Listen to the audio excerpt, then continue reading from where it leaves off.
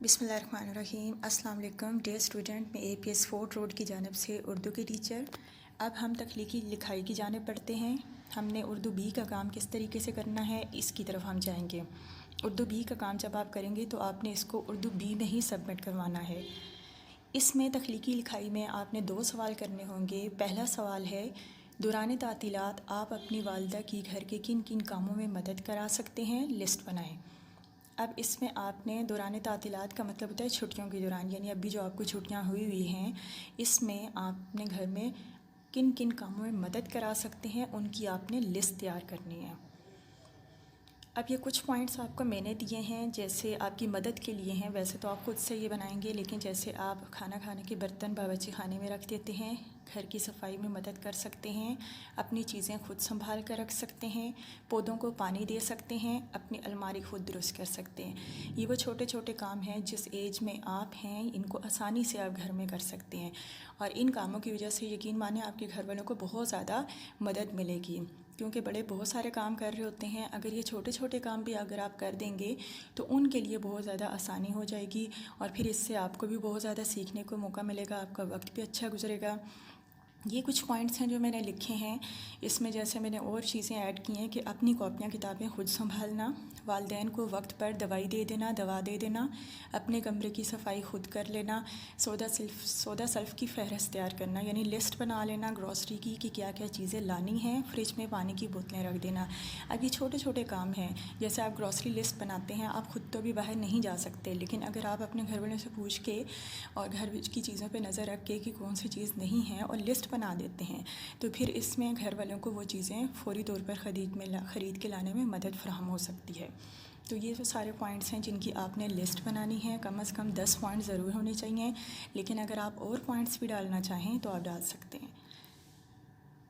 एक और सवाल जो आपने करना है वो है, हम कोरोना से कैसे बच सकते हैं, 2 पैराग्राफ तहरीर करें। अब पिछला सवाल आपने पॉइंट्स की सूरत में करना है, ये वाला सवाल आपने 2 पैराग्राफ में करना है। जैसे कि आप जानते हैं कि आजकल ये एक वबा फैली हुई है, ये एक मूसी मर्ज़ है, जानलेवा मर्ज़ भी बन सकता है अगर हम एहतियात नहीं करेंगे। तो आप तो बहुत सारी बातें ऑलरेडी भी जानते हैं, लेकिन कुछ पॉइंट्स मैंने दिए हैं, जैसे कि स्टे होम, स्टे सेफ़। अब आप सब जानते हैं कि जब तक आप बाहर जाकर इस वायरस को घर नहीं लेकर आएंगे उस वक्त तक ये आपके घर में दाखिल नहीं होगा। तो हमें सबसे पहली चीज़ तो ये है कि बच्चों को तो वैसे भी बाहर कोई काम नहीं है, तो खेल कूद के लिए या कोई ऐसी वैसी किसी भी चीज़ के लिए, किसी एक्टिविटी के लिए आपने आजकल बाहर बिल्कुल भी नहीं निकलना। अगला पॉइंट है हाथ धोना। 20 सेकंड के लिए आपने हाथ धोने हैं। वैसे भी आप मामूल में अपने हाथ धोते रहते हैं, लेकिन आजकल का दौर ऐसा है, वबा आई हुई है, तो आपने अपने हाथों को बार बार धोना है और 20 सेकंड के लिए धोना है, झाग बनाना है। क्योंकि अगर आप वैसे ही अपने हाथों को सिर्फ फॉर्मेलिटी पूरी करेंगे तो फिर आप उस मकसद तक नहीं जा सकते। तो इसमें यही पॉइंट है। और अगला पॉइंट मैंने लिखा है मास्क का इस्तेमाल करना। हाथ तो आप धोते ही हैं, लेकिन मास्क इस्तेमाल करना इसलिए ज़रूरी है कि जब आप मास्क इस्तेमाल करेंगे तो आप जर्म्स या जरासीम से महफूज रहेंगे। लेकिन सबसे ज़रूरी बात कि मास्क अगर बवक्त ज़रूरत बहुत ज़रूरी काम है और आप बाहर जा रहे हैं तो तब आपने इस्तेमाल करना है, वैसे आपने मास्क का इस्तेमाल नहीं करना। अब एक अगला पॉइंट ये है, अगर उन लोगों के पास, जैसे अगर आप बाहर जाएंगे तो मास्क पहनेंगे, लेकिन उन लोगों के जिन लोगों ने मास्क नहीं पहने हुए उनके पास अगर आप बैठें तो आपने मास्क को प्रॉपर पहनना हो, क्योंकि हो सकता है अल्लाह ना करे उन्हें ना पता हो, लेकिन उन्हें वायरस हो, उनको ये बीमारी हो, तो फिर आप किस तरह से बच सकते हैं, आपने ये प्रिकॉशंस रखनी है।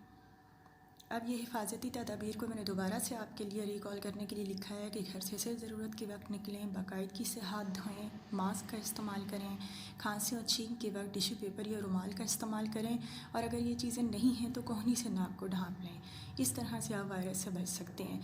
ये वायरस इस तरह से है कि जिससे आप ख़ुद अपनी हिफाजत करेंगे तो फिर आप भी बचेंगे, लेकिन आप अगर अपनी हिफाजत करें तो इससे दूसरों को भी फ़ायदा हासिल होगा, क्योंकि ये एक ऐसी वबा है जो इंसानों से इंसानों में मुंतकिल होती है। कुछ पॉइंट्स मैंने आपको दे दिए हैं, कुछ पॉइंट्स आप खुद से अपने जहन से या अपने घर में मदद लेकर आप 2 पैराग्राफ का ये सवाल तहरीर करेंगे। मुझे उम्मीद है कि आप ये सवाल बहुत अच्छे तरीके से कर लेंगे।